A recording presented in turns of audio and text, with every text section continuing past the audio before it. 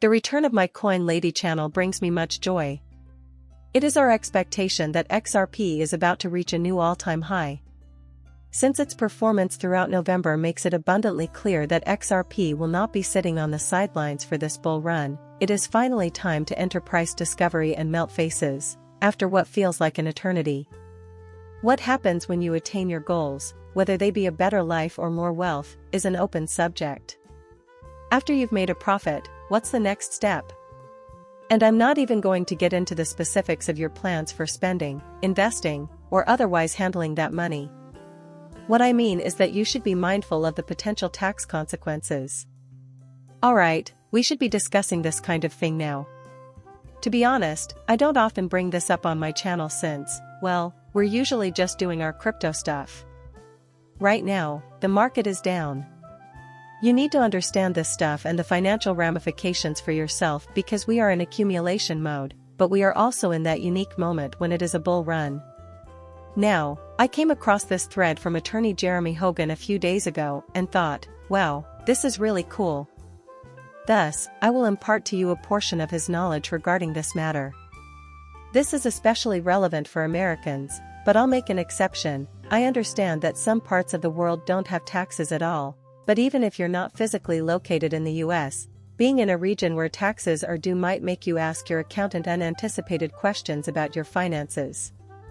Also, I'll just say this, doing this on a high note is ideal.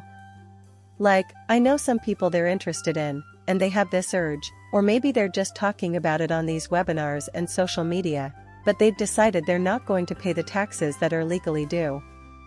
I simply find that idea repugnant.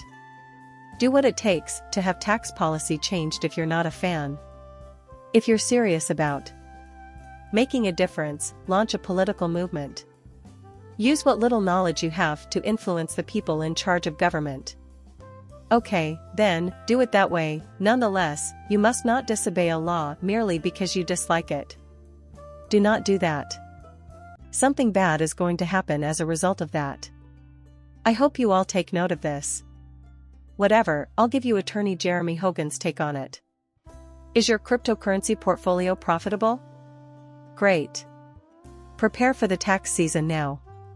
The year is winding down. A brief introduction to cryptocurrency taxes. Like stocks, cryptocurrency is subject to taxes as an asset. Never mess with the Internal Revenue Service. File a crypto report. Would it be possible for me to simply push the yes button on that section of the comments? I would like to emphasize that the IRS is not someone to trifle with. Pay all that is due to you. You have a legal obligation to do so. He continues by saying that crypto's inherent traceability makes it problematic for both illicit activities and the concealment of wealth. Do not assume that the IRS will not be able to discover the XRP stored on your ledger, even if it is concealed in your pants. As with most assets, crypto is only subject to taxation when sold or used for a purpose. The amount subject to taxation is the difference between the basis, the price you paid for it, and the sale price. So, if you're going to DeFi, you better keep track of how much XRP you bought. If you can't, you're in serious trouble. This is crucial because I know some of you may be using decentralized exchanges and etc. You must be able to keep tabs on this. And I'll tell you why right now. That's what Hogan, the attorney, says. Keep this in mind, it's really important. He warns that taxpayers risk paying full tax on an item's value if they cannot establish a purchase price. I really need you to confirm that what you just said was understood.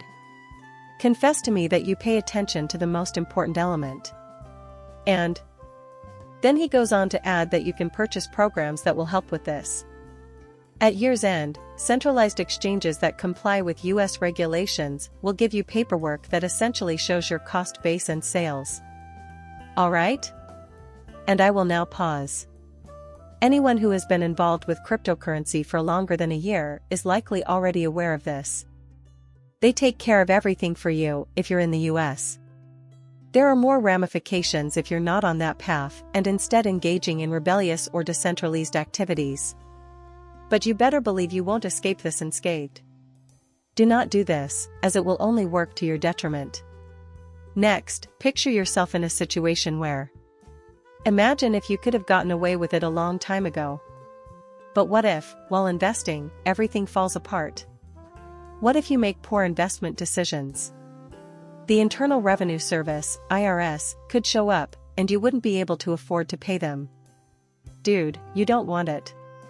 Living an honest life is simply not in your character. Get it done. Do the right thing and be truthful. We are all free to hold our ideological beliefs, including those that disagree with taxes and think they are unfair. That is something I will not engage in. Just do what you're told. I'm not going to stand in your way. The next step, as mentioned before, is to oppose it or seek a change. Every citizen has the right to seek out ways to influence policy change if they so desire. Okay with me? Next, he explained what happens when you transfer cryptocurrency across wallets or even between wallets and exchanges. Keeping note of it will help you determine your original cost basis, even if it is not a taxable event. Since, once again, the instructions say to let it sit for a year, I imagine many have wondered, what if you simply relocate it? More on that later, but ideally you should pay taxes on long-term capital gains. So what if you brought it inside? For what reasons does it prefer a reset? In this case, what takes place? That you can relocate, though. And Hogan, the attorney, does indeed make that argument. So, even if it's on an exchange, simply transferring your assets from one wallet to another is enough. From an offensive standpoint, no, there are no ramifications there. So, he advises keeping tabs on your cost basis. My God, he goes on to explain, pardon me, but when you swap cryptocurrencies, it could be considered a taxable event. It's something I really dislike hearing.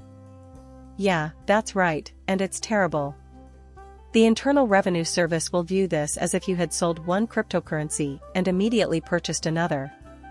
If you were to purchase $500 worth of Bitcoin and then exchange it for XRP when its value reached $1,000, he uses this as an example, you would have just generated $500 in taxable income.